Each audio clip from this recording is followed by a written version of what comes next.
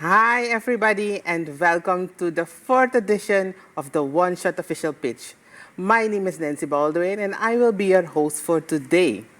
So, prior to today's pitch, there were 8 entrepreneurs who participated in a 10-week program of the OneShot Business Acceleration Program. Of these 8 entrepreneurs, 4 have completed this event successfully. So, let's see. Please keep watching if you would like to know who these 4 entrepreneurs are. A business pitch event naturally includes an investment panel, right? So let us briefly introduce the panel members to you. The lead panel member is no other than Marciano 𝐿𝐿𝐼𝐿. Marciano is an international trainer, coach, and serial entrepreneur, managing partner and CFO at Organizational Transformers, also known as OTNV, chairman, founder, and shareholder of the 𝐿𝐿𝐼𝐿 Group, certified John Maxwell trainer, speaker, and coach, certified Ken Blanchard trainer and coach in situational leadership, amongst other things. The second panel member is Ghale Meyer. Ghale is a business executive, equity advocate, and entrepreneur. CEO and managing partner at Organizational Transformer, so she's a partner of Marciano. Founder of the Sustainable Foundation, former consultant at KPMG World Class IT in the Netherlands, and as of 2022, she is appointed as the honorary consul for the Kingdom of Norway in Suriname, amongst other things. The last panel member, but certainly not the least, is Raul Chonyaushong. Raul is Director of Suriname Investment and Trade Agency. He has 20 plus years of global experience in leading diverse teams, complex projects, and government/investors, stakeholders. He's passionate about people, innovation, and making social and environmental impact. Out-of-the-box thinker and a global enthusiast, that's what Raul is. He's also an investment analysis. We can also do investment analysis and investing in the stock market and organizing network events. He's a consultant for IntEnt, and he helped a number of entrepreneurs with their business plans and pitches to receive grant funding in Suriname, Curaçao, South Africa, and even Ethiopia. He's the winner of the first Google Innovation Challenge at Google EU headquarters in Amsterdam, amongst other things. So as you can see, this is a very interesting panel.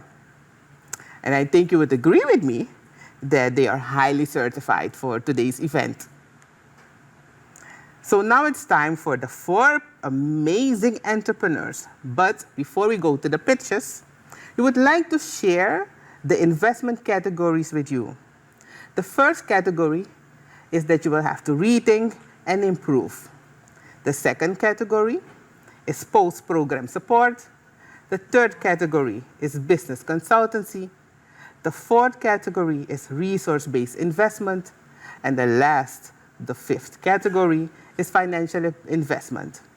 So, depending on what the entrepreneurs present today, as well as the following.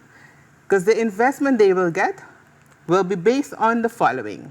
First of all, the pitch deck analysis, which is done upfront by the partner investors, international mentors, and business experts. Second, the 10-week program performance and the delivery of the founder, which show the entrepreneur's DNA. And the final pitch results and answers at the Q&A towards the OneShot investment panel. That is what will happen today, right? So, like I said at the beginning, this is the 4th edition. So let's go to a few testimonials from the alumni of this program. This program helped me figure out what I really wanted to do and how I could do it with the best advice and best guidance there could ever be. Luckily for me, it became an amazing experience to add more value to my business. And I would recommend this program to every other entrepreneur even if you only have an idea. The most important thing that OneShot does is help us to see that we should take ourselves seriously, take our vision seriously, and take our goals seriously. So for that, I am absolutely grateful for the OneShot, and I highly recommend it for young entrepreneurs who have an idea. It gives the structure that they need so that they know how to go about running a business. And for the entrepreneurs who have been longer in the business and who want to adapt more of the tools to create a successful business, this tool is also a nice place to start. So I highly recommend the OneShot program. Prisirie Food and Beverages, a company where we strive to bring joy and happiness to our customers. I would advise anyone that is looking to expand their business to join this OneShot program, because from where you are right now, you can go globally and internationally through OneShot. Join them.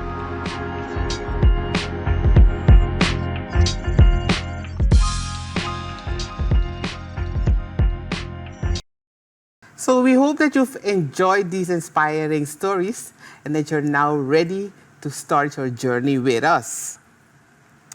Let's get back to business. It's very important to take into account that each entrepreneur has a minimum of 2 minutes and 50 seconds and a maximum of 3 minutes to pitch their business.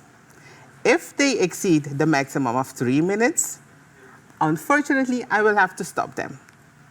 After each pitch, there will be room for an 8-minute Q&A. After all the pitches have been done, the investment panel will take a few minutes to decide which level of investment will be given to or invested in the entrepreneur. After all the formalities, it's time for the pitches. Without further ado, I would like to introduce to you the first entrepreneur. And today's first entrepreneur is no other than Jason Prisirie from Prisirie Food and Beverages. Jason, the floor is yours. Imagine a young mother rushing home to cook a good meal for her family, but she doesn't have enough time to do this, enough energy to do this. This is the reality of countless of families and busy professionals today that go through this process. I myself experienced this process through the years as a young professional. And it affected also my health, but also my lifestyle. But at Prisirie Food and Beverages, we are on a mission to solve this problem. How to balance your time, your diet, and your taste. At Prisirie, we produce delicious, ready-to-eat meals for busy young professionals that want to enjoy a nutritious and healthy home-cooked meal without spending so much time in the kitchen. My name is Jason Prisirie, the founder of Prisirie Food and Beverages. Currently, we are operating a small but efficient production facility where we produce ready-to-eat meal sausages. These products are already on the market. You can find them in the supermarkets. We have street vendors that buy our products and sell them, and we have a growing individual customer base. We are operating in a market that is rapidly growing. A market that is valued around $300 billion globally. But in Suriname, we see a lot of potential to tap into this market due to the economic growth that is ahead of us, the oil and gas sector, and also because we import a lot of products in Suriname. This is an opportunity for the company to fill in the place of these imported products so that the Suriname Sea people can enjoy their home-produced own products. The driving force behind Prisirie Food and Beverages is not only the expertise, but also the knowledge that comes to the team. With my bachelor degree in food technology and years of experience in the food processing industry, I bring a strong technical foundation to the team to assure that our products are of the highest quality and food safety. Also, with my master in innovation and technology, I bring cutting-edge solutions to the team and to the company to scale it up to the next level. Also, through my through my experience to the youth leadership program in the United States this year, I developed an international network of young professionals and entrepreneurs that provide us with global insight with the best practices, and also opportunity for strategic partnership. Today, I'm standing here seeking funding. Thank you very much, Jason. Thank you for your presentation. Marciano, you may ask your question to Jason. Thank you, Nancy. Jason, thank you for your presentation. So you told us a little bit about your product and your market presence, and you mentioned that you're already in some supermarkets. So That's right. I was wondering, have you already developed a strategy on how to expand your market in Suriname? How big is that market already, and what's your strategy to expand it? We already have, we are already on the market, and one of the strategy is one of the selling points are the supermarkets, and what we want to do is have partnership with all these supermarkets so that they can take you can say like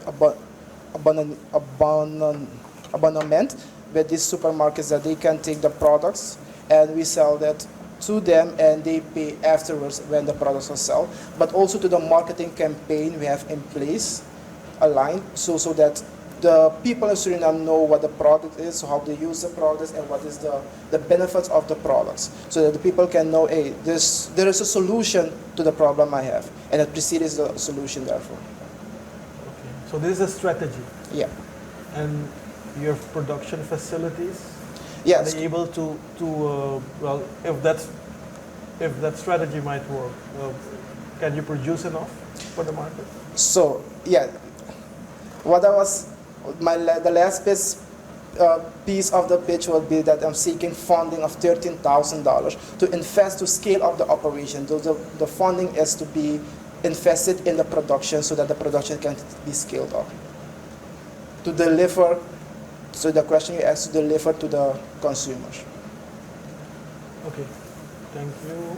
Yeah. Thank you very much, Marciano. Gail, you may state your question.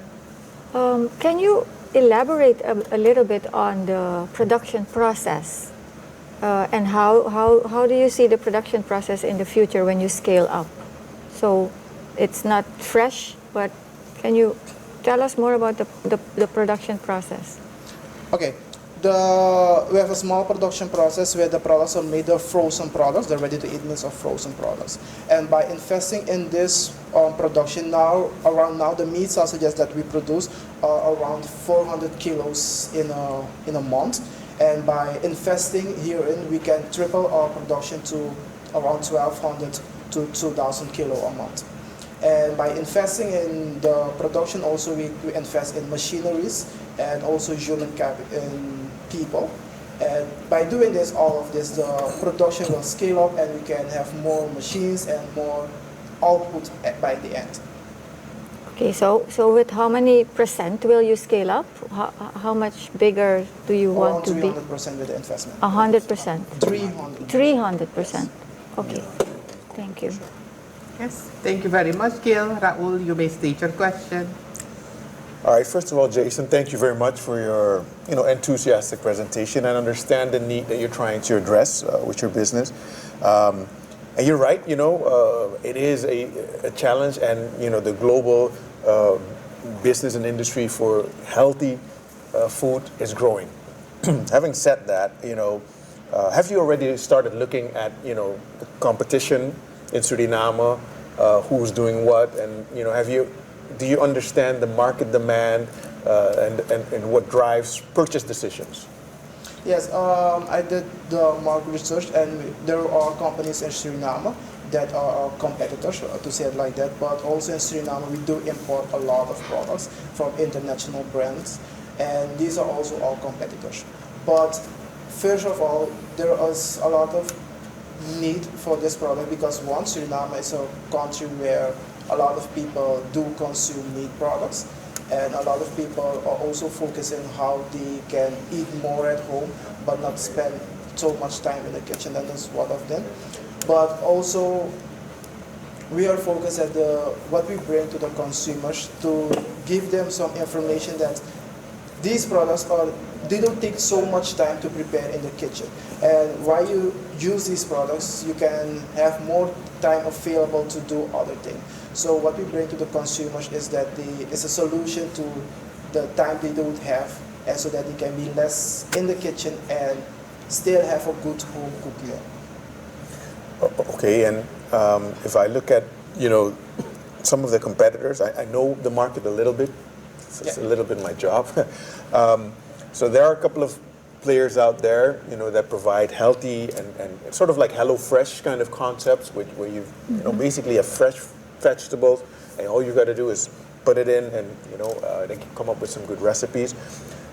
What will you do to differentiate that people will buy from you instead of anybody else? First of all is how the way we present our products to the consumers is that the focus of the company is to build a relationship with the consumers, so that the consumers know that they are the center and we are focused on them, so that they can, it's not only to market the products that we are after their money, but it's that we are focused mostly on what they need, and that we can be the answer to their needs. And also the way we approach the customers, that is one of the two strategies we have in mind to set us apart from our competitors. And one last question, because I don't want to hog up too much time, but if you look at the global standards, ISO certification, food, certification is an important part in food. Has your company already taken the steps to get ISO certification? And because to be able to scale up, you will need that. Yeah, surely, because what I mentioned earlier, because of my degree and my background in food technology, and also the experience working in a big food processing industry, I know how the market works when it is about certification and food safety. So that is definitely in my background. So I know all the steps that needs to be taken to get all of this in place. And the company has already taken those steps. Okay, thank you. Okay. Thank you very much, Raul. And also thank you very much to Jason Prisirie from Prisirie Food and Beverages. The next entrepreneur who will be given a pitch this evening is no other than Kadisja Hardley.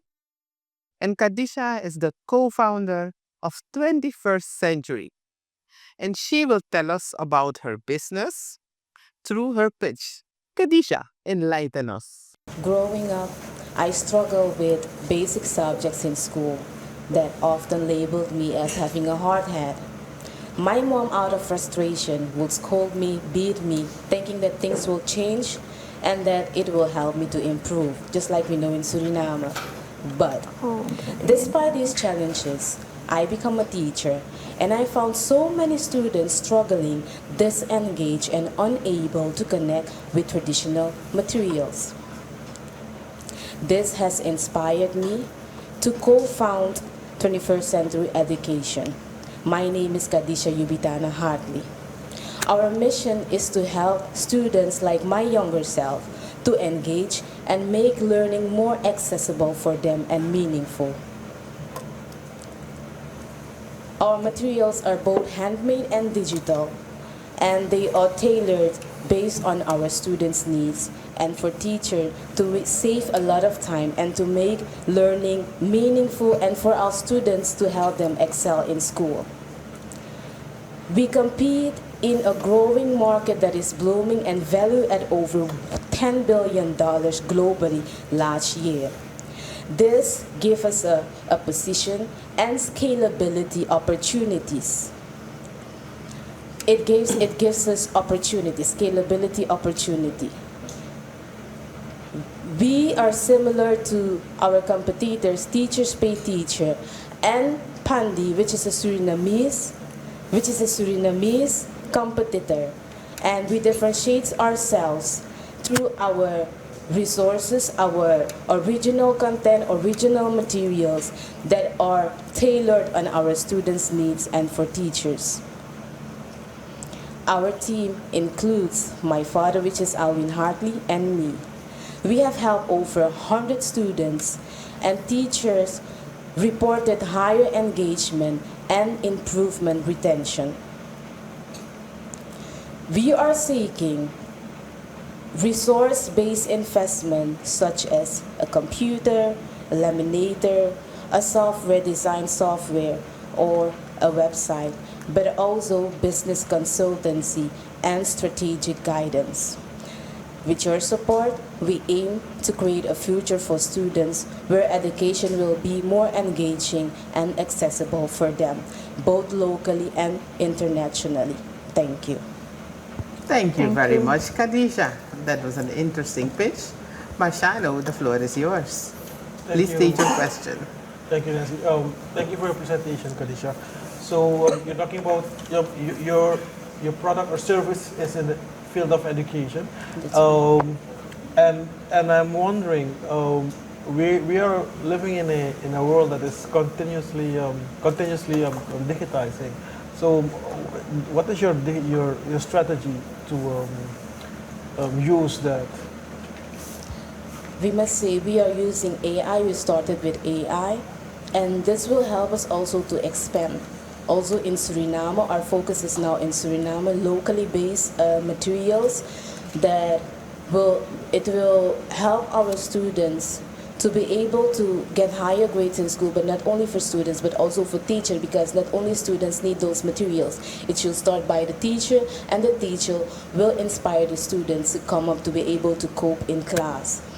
Like I said, we're using AI, and we want to go deeper into that. After doing so, we have our success in Suriname. We are looking out to expand in the internationally market.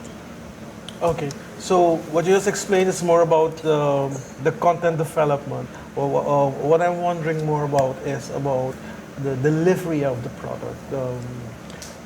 Thank you for the clarification. That's why I asked for resource-based investment, like a website. Now we have handmade materials and digital. The digital materials will help us to reach out to the world out there so that they can buy our stuff online. Okay, and have you already developed or thought of a strategy for scaling up? Even in Suriname, let's start with Suriname, for scaling up in Suriname. You mentioned you already helped about 100 students, clients. So what's the strategy for scaling up? Our strategy is to collaborate with major educational institutions in Suriname to visit some schools, to promote our materials to them, which I did. And I got permission already with an educational institution in Suriname. So after this, I will expand and visit them again, and that's how we'll collaborate further on.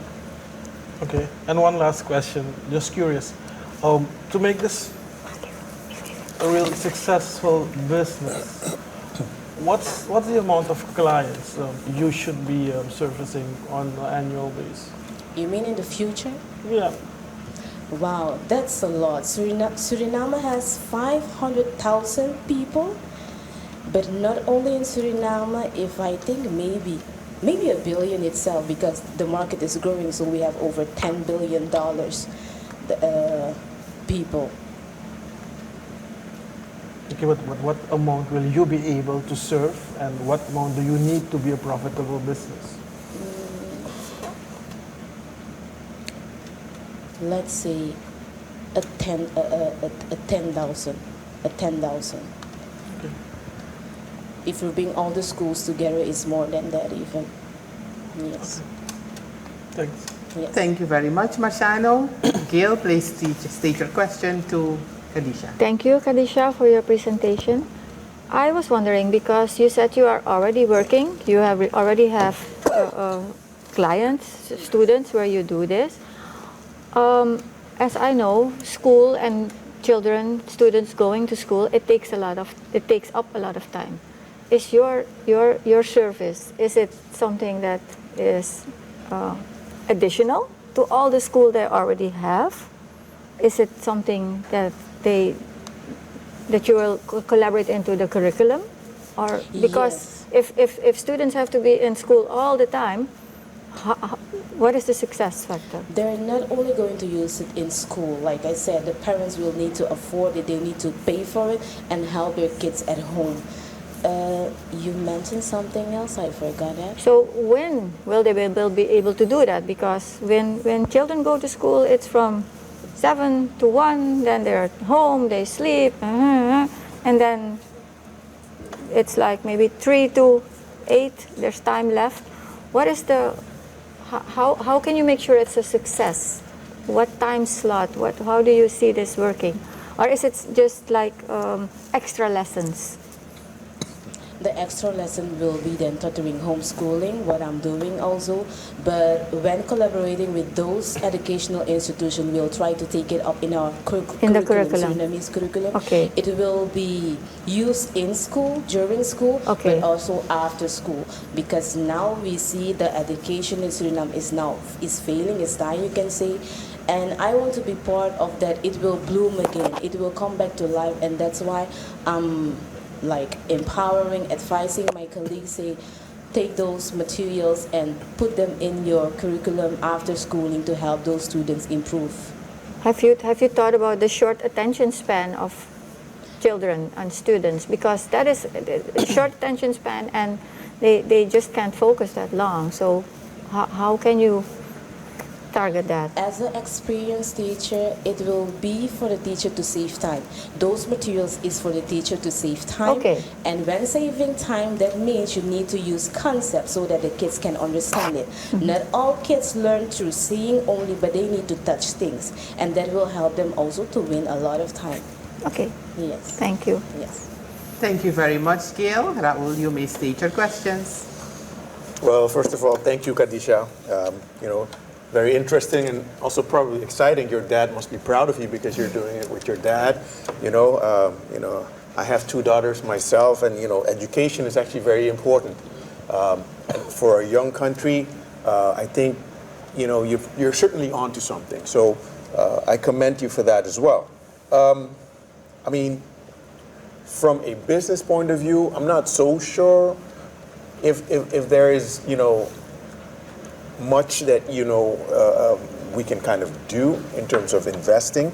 However, we can certainly make suggestions, and I think one of the interesting things could be also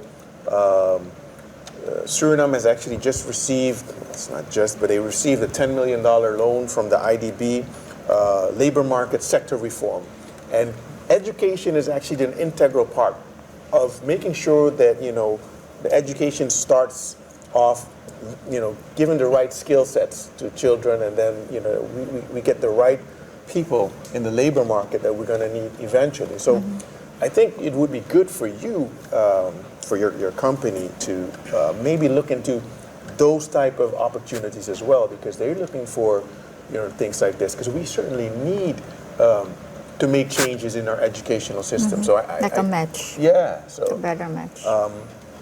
because I certainly applaud what you're trying to do, and I think that would be a good way to help accelerate your growth and see what you can do there. Because from a business point of view, I'm not yet sure or confident that you yourself know the numbers exactly, so you would have to dig really deep into what you want to do and what you want to achieve. But as a starter, I would certainly advise you to reach out to that program and see how there's a match and how you can meet those needs and those targets. Because a resource-based investment like website and technology, that should be quite easy to facilitate. Yeah. Thank you very much, Raul. Yeah. Thank you very much, Kadisja. So after Kadisja's pitch, we've actually had 2 pitches already. So it's rejected. It missed the pitches of Jason Prisirie and of Kadisja Hardley. But now it's time for a break. So I will be back with you in a few minutes.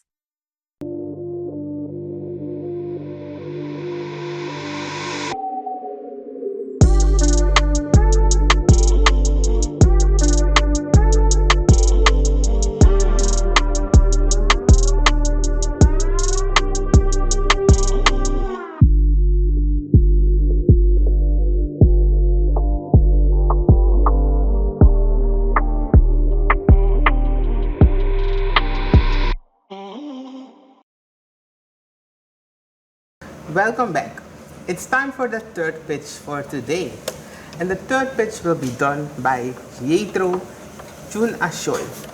Jetro is the founder of Tiny Gardens Suriname, and he will tell us more about this interesting concept. Jason? No, I give you the wrong name. Oh my God. Jetro, the floor is yours. Thank you. When I was 17 years young, my father passed away. I remember spending a lot of time with him in the garden, tending to the soil, the vegetable plants, and also having conversations, man-to-man conversations. I was very young at that time, and I didn't necessarily like being in the garden at early morning weekends, but little did I know that this would be the inspiration and motivation throughout the process of starting my own gardening company. And it's such a special means for me to connect with him throughout the process of owning a gardening business. My name is Jetro Choy, and I'm the owner and founder of Tiny Gardens Suriname. Tiny Gardens Suriname specializes in creating organic vegetable gardens using tropical hardwood materials. We're doing this applying an innovative planting method and also resources that we have locally, name it the plants, wood materials, soil. It's a fully Surinamese product. Furthermore, we also expanded into lawn care service, where we just provide the service for tending lawns and also taking care of vegetable plants for our customers. Over the past 3 years, we've produced more than 400 tiny gardens. And a certain aspect we're definitely proud of is the aspect whereas we have partnerships with NGOs, non-profit organizations who would like to donate a sustainable donation. And throughout this, we've been able to garden with kids at preschools, also provide donations to old folks' homes and also orphans. With this expansion, we've been able to target a different market, and we've been growing gradually over the past 3 years. And throughout this process, we've had the opportunity to impact the lives of minority groups, communities, and also provide them with gardening knowledge. One aspect of our product is that you just not get the garden, but you also get the aspect where you get to learn about gardening and vegetable plants. Standing here today, we're seeking the opportunity to gain business consultancy and also financial investment to expand our machinery and also our production services. Thank you. Thank you very much, Jetro. Marciano, you may state your questions to Jetro. Yes, thank you, Nancy. So, Jetro, first question. You have been doing this for 3 years already. Yes. And how profitable is the business currently in terms of, is this something that you live on? Is it your full-time job? This is my full-time job, and we've been profitable for the last 3 years. We have a small team of 4 employees, and it's a small, hardworking group that's been believing and also their daily basis, and it's definitely profitable. We've been able to invest in machinery for expansion for the lawn care service, and also recently invested in a pickup truck to gain more deliveries and the capacity to deliver those goods to our clients. Okay. Yes. And the investment you're seeking, how will that contribute to scaling up and achieving more profit on the long term? In terms of machinery, we'll be able to produce more fine quality regarding our wood materials and the gardens we're producing, but also it will meet the demand that we're currently getting for the lawn care service, and also the quality that the clients demand or we want to supply our current clients with regarding the wood materials we're delivering and the garden itself. Okay. And is there enough interest in the garden part? No, I'm not talking about the lawn Care care, service. but the garden part. Yes, Is there enough interest or There's demand definitely for an that? interest. Excuse me. There's definitely an interest, and especially coming from non-profit organizations and other foundations who would like to do corporate gardens as well, but also individuals and households. People definitely are aware of organic vegetable gardening and the importance of that, but also in schools. We get a lot of interest from non-profit organizations who want to start vegetable gardening with grade schools, but there's definitely a growing interest, especially this year. We've noticed with the rising prices of vegetables and also the awareness of the pesticide and chemical residues containing contaminated in the vegetables itself. If I may have one last question. Yes, of course. Regarding the sustainability of your business model. So once you set up or sell and set up a tiny garden, is there where your revenue ends, or does your business model contain some kind of sustainable income model? That's a good question. We have an excellent after-sale method, whereas we supply the garden. Our service doesn't end there. Afterwards, you have the possibility to contact us for guidance and expertise, and also for all the materials regarding the vegetable plants, soil, fertilizers, and also we recognize that once people have the garden, it's something new, especially the planting method. Once they see the success and the joy it brings to the family, and of course the increased health and reduced expenses, usually we always get new orders in for different type of vegetable plants or other gardening concepts, where we have 14 of currently. Okay, Yes. thanks. Thank you very much, Marciano. Gail, you may state your questions to Thank you for your Jetro. presentation. I bought at least 2 of the tiny gardens, so Thank you. it's a very nice business. I think it started in the COVID, right? Correct. When everybody was inside. Correct. So I think the idea is really nice. So you mentioned machinery, and the machinery is not for the tiny gardens, but for the lawn service. For both. The machinery Okay. mainly would be for the tiny gardens itself.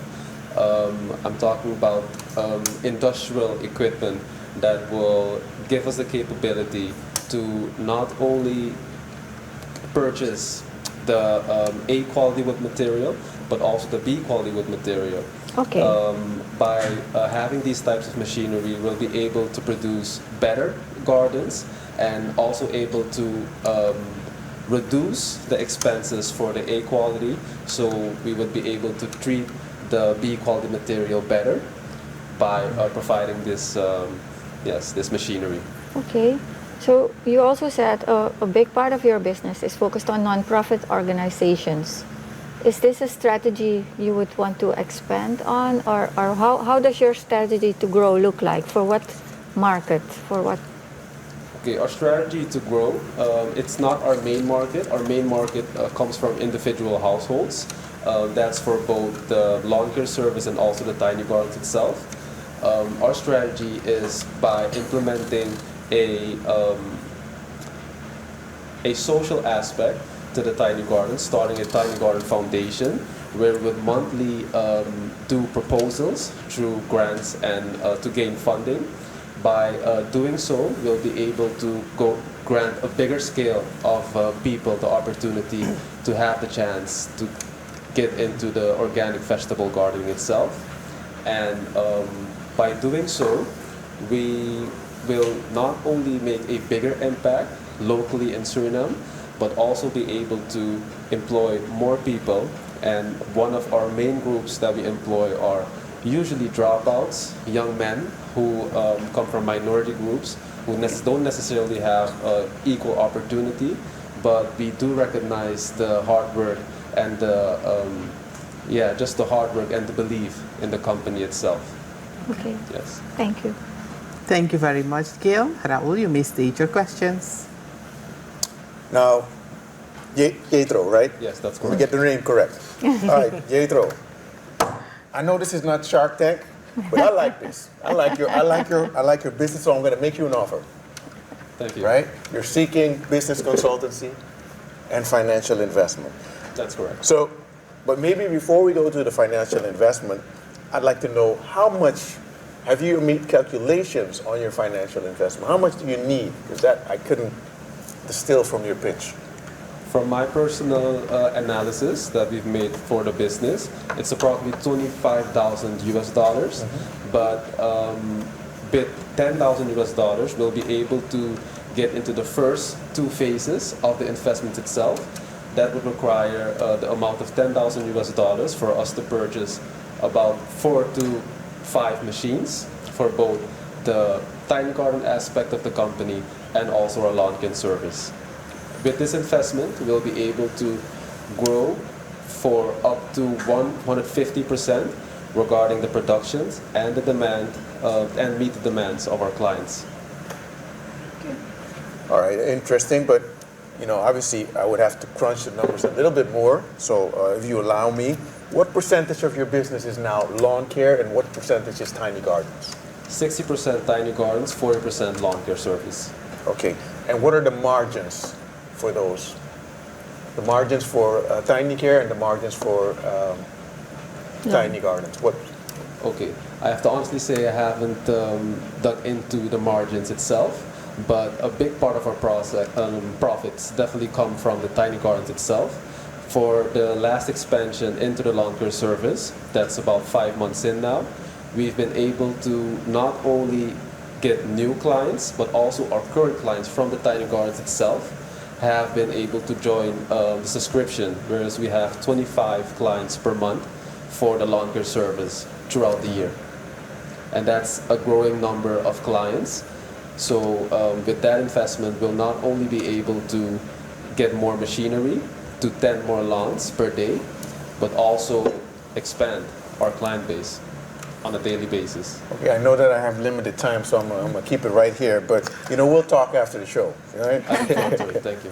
Thank you very much, Raul.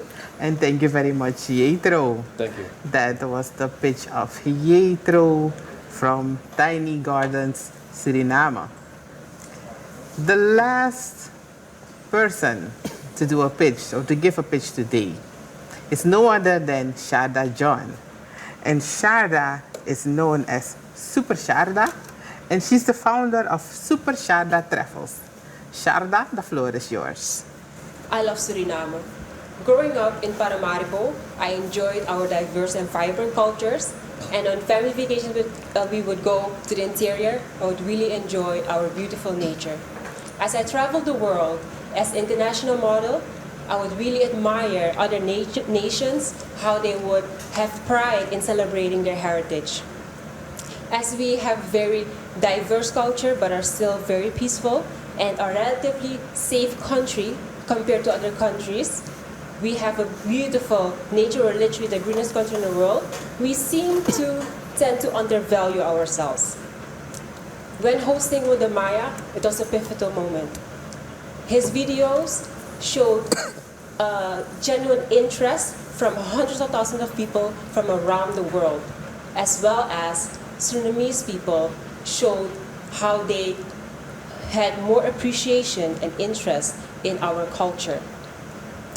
That sparked in me to create SuperSharda Travels, a company on a mission to promote Suriname as well as foster a greater essence of pride amongst our Surinamese community.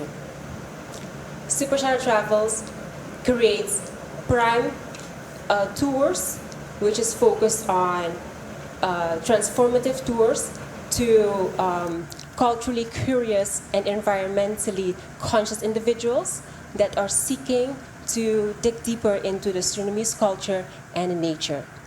Our flagship Afro-Surinamese heritage tour has interested thousands of people worldwide. We are similar to companies like Caribbean Tours that focus on cultural history tours, and also in Suriname, Access Travels Suriname that focuses on cultural and nature experiences.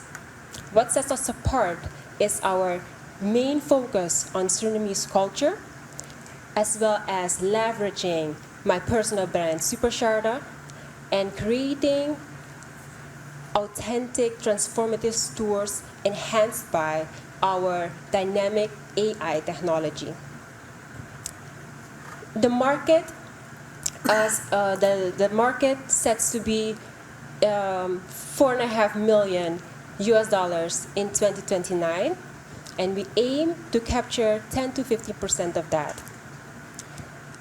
We are aspiring to raise $100,000 in order to enhance and develop our tours, as well as create global partnerships to make SuperSharda Travels a premier travel agency. Thank you very much, Sharda, for your pitch.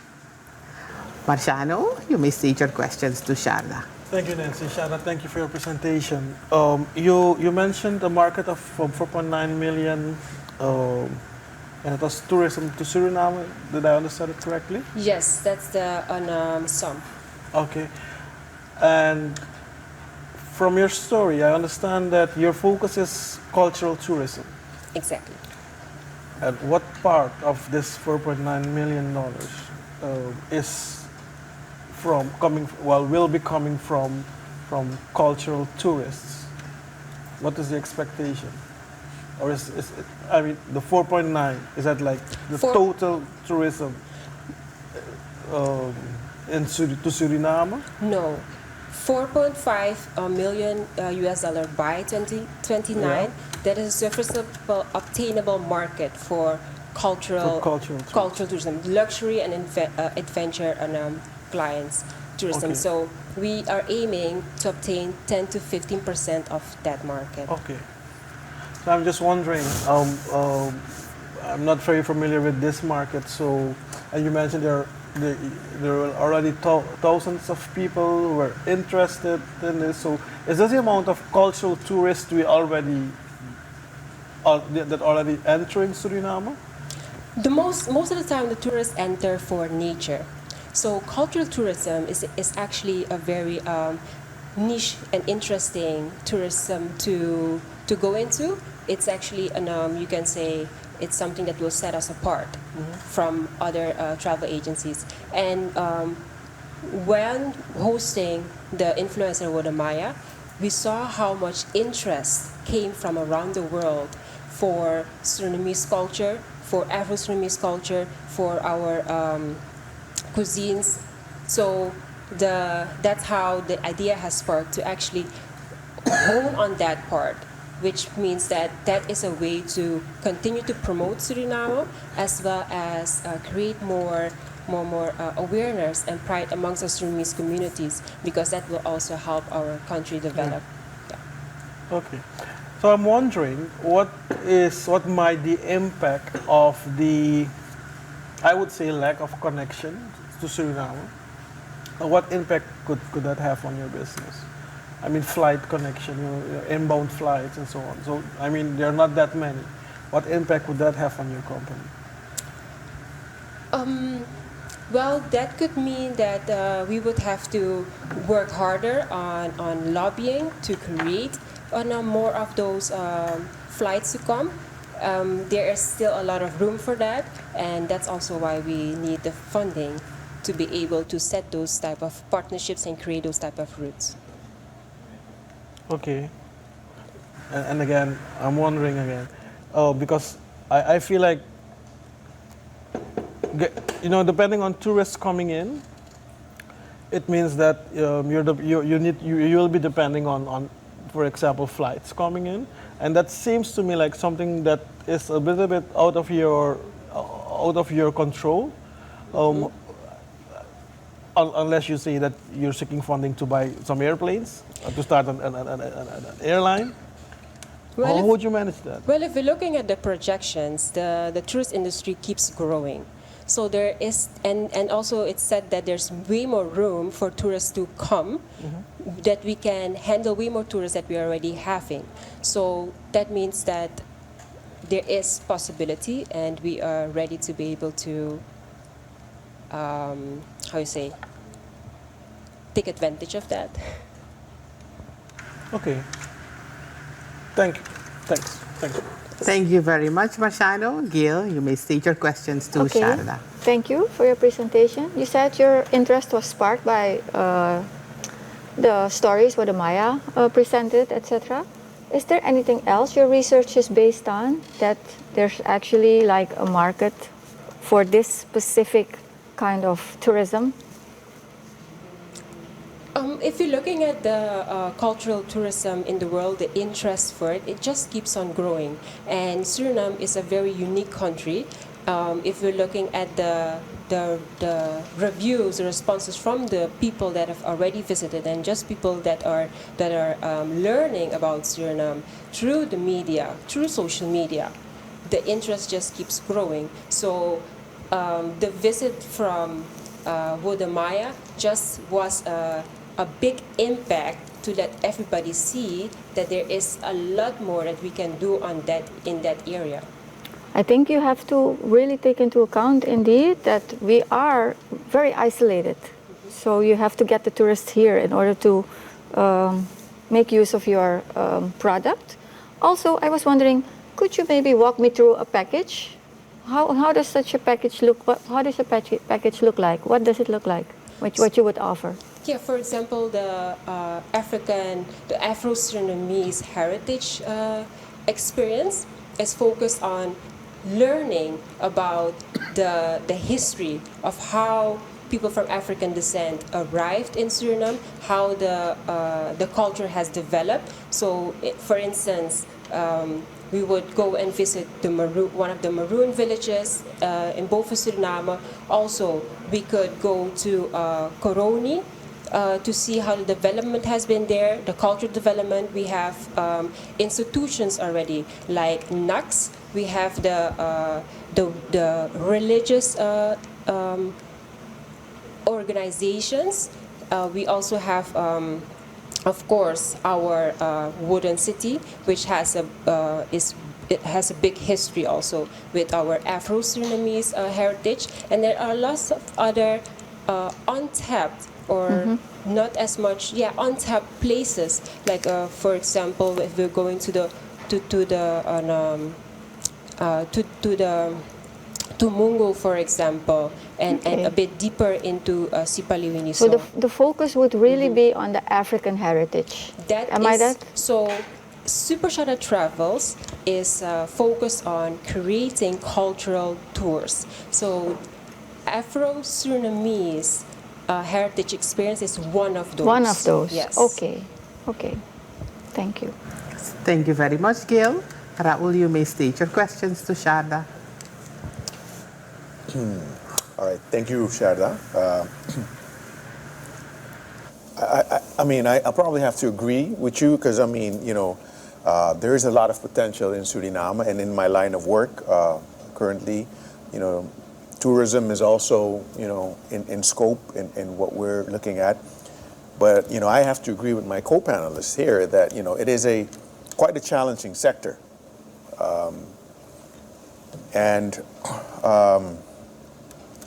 So in the past, I also worked with one of my clients, created travel experiences, and was one of an entrepreneur that was focusing in a little bit similar segment.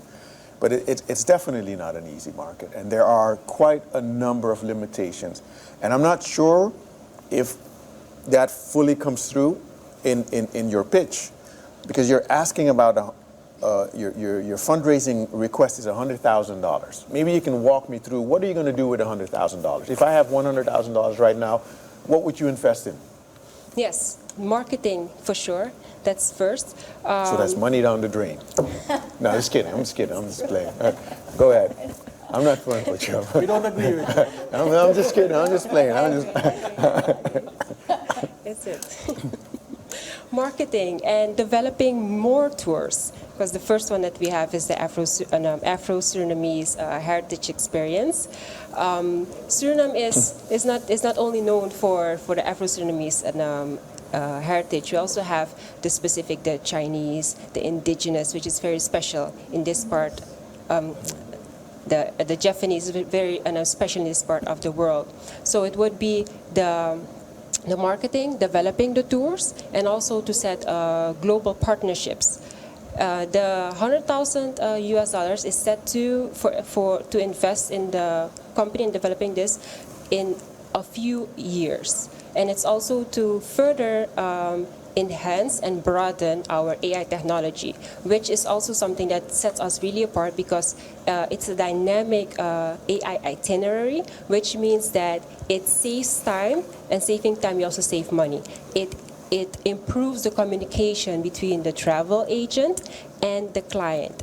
If there are any changes, everything can be done through the website, CQ, the app that we have. And this is something that is that differentiates us because it's the way it's made is specifically for being able to use it for the communication between the customer and the company. And it would set us apart within this industry.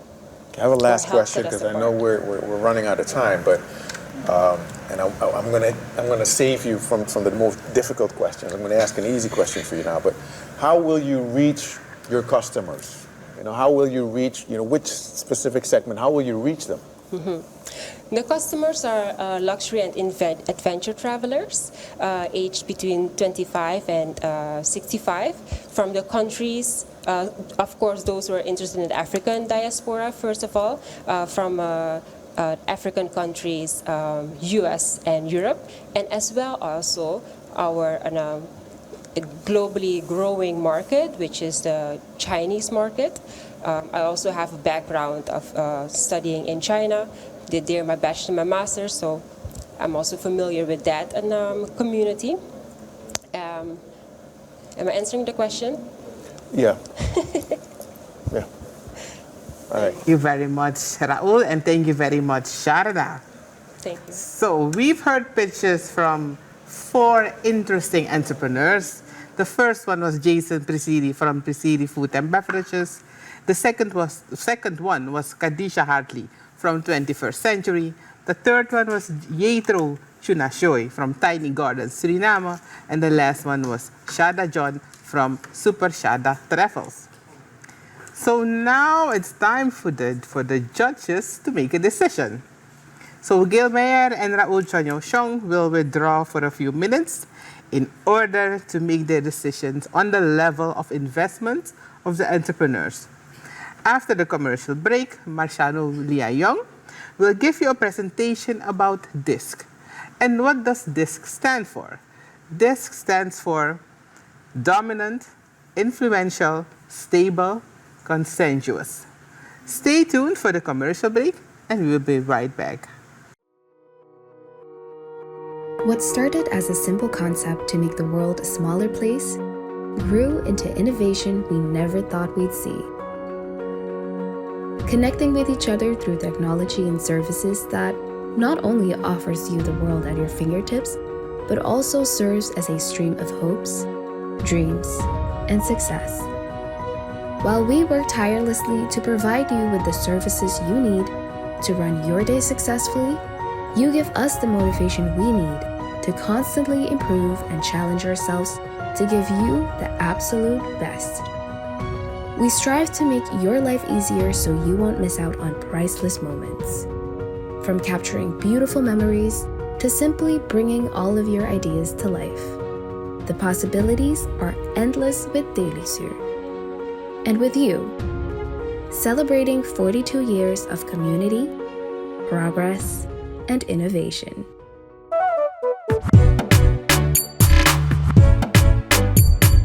𝐂𝐨𝐧𝐜𝐿, keeping us in touch.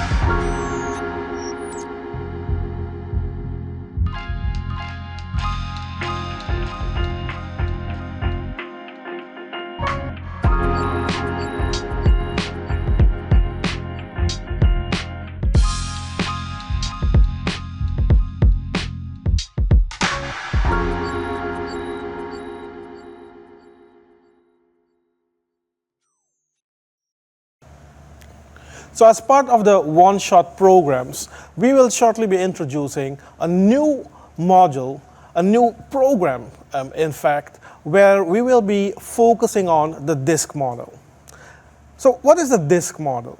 DISC model is a theory that was developed in 1928.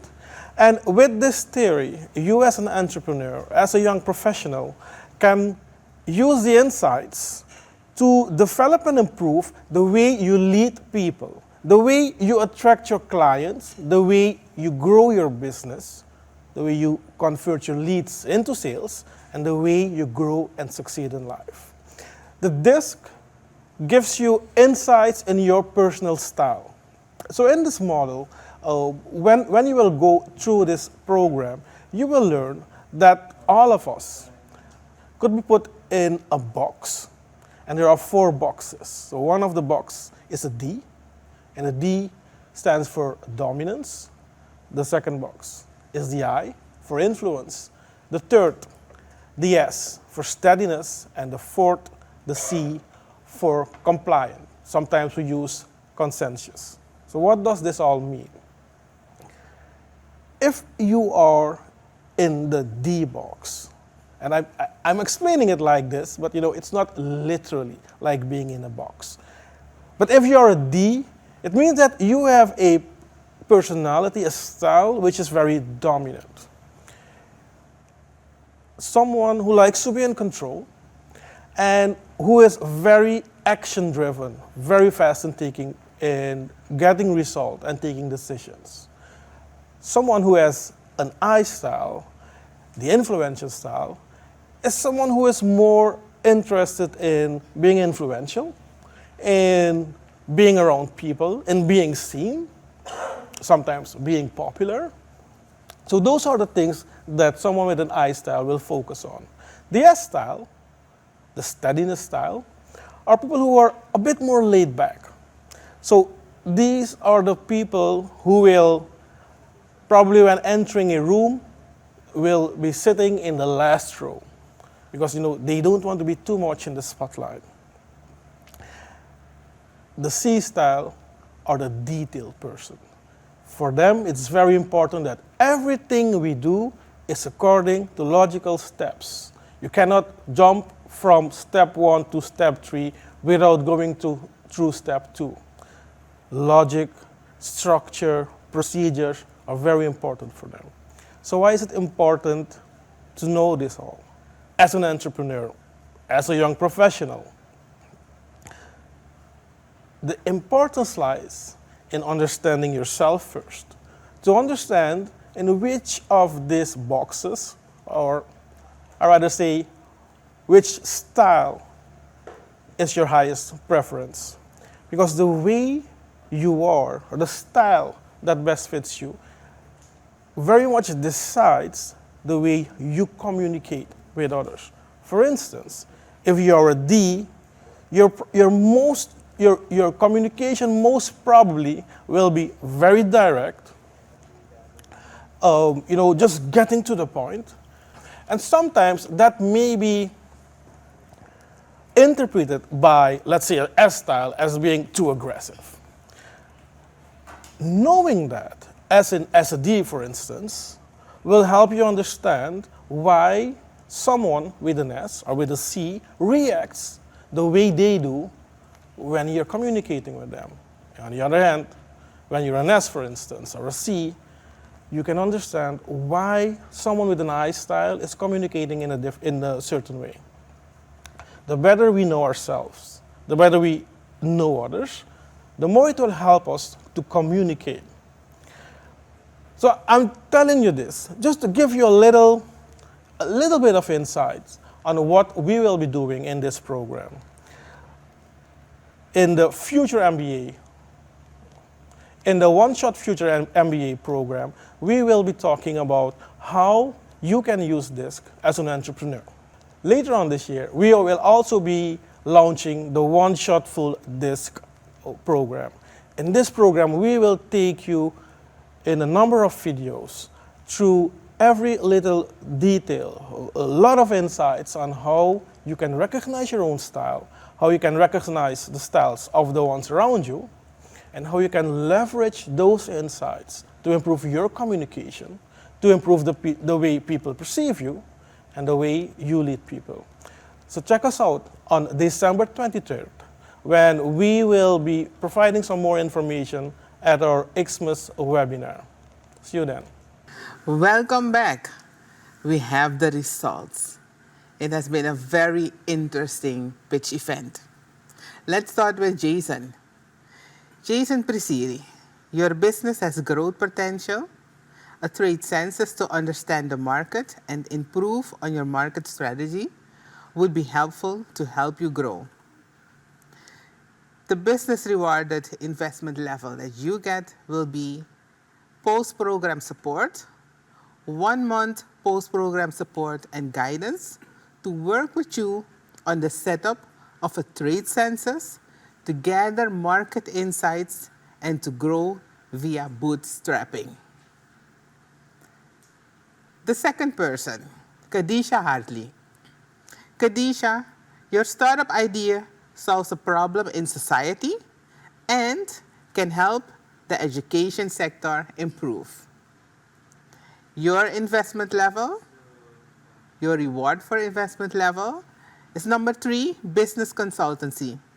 You will have 2 months of strategic business startup support to improve the product market fit of the concept and link you to potential partners for further collaboration. Then we move on to Jetro Choy. Your business concept has value to society. More attention on the business strategy will support the further growth of the business. You will also get number 3, business consultancy, 2 months of strategic business support to help you work into improving key business aspects of the business in order to be ready for alternative investment opportunities. SuperSharda, Sharda John. Your business concept has potential, requires some more innovation and strategic guidance to improve the concept. For you, it's also number 2, post-program support. So you will have 1 month of post-program support and guidance to work with you on the business differentiator and improve on key business aspects. Congratulations to you all for finalizing this program, the OneShot Business Acceleration Program. Raul, you may give them their certificates. Thank you, Nancy. Hey, Jason, congratulations, sir, and best of luck. Thank you. Kadisja, congratulations, and also for you, the best of luck. Here you go. Jetro, Thank you, Mr. yes, we're going to do business, right? We'll get back to you. All right. Congratulations and good luck. Sharda, also, best of luck. Thank you very much, Raul. For the 4 entrepreneurs, don't walk away just yet. We will be giving away 2 awards. The first award is for the most promising business idea of Cohort 4, and that award goes to Kadisja Hardley. May we have an applause for Kadisja. The second award is for the most promising startup business of Cohort 4, and that is for Jetro Choy.